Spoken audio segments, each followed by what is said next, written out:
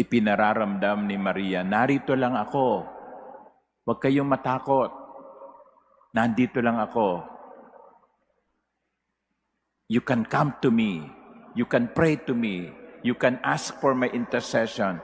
And I will be a mother to you. A handmaid who serves. Mahal natin ang mahal na Birhen at alam natin na pwede tayong lumapit sa Kanya sapagkat siya ang ating nanay. Kaya nga ang tawag natin, Mama Mary.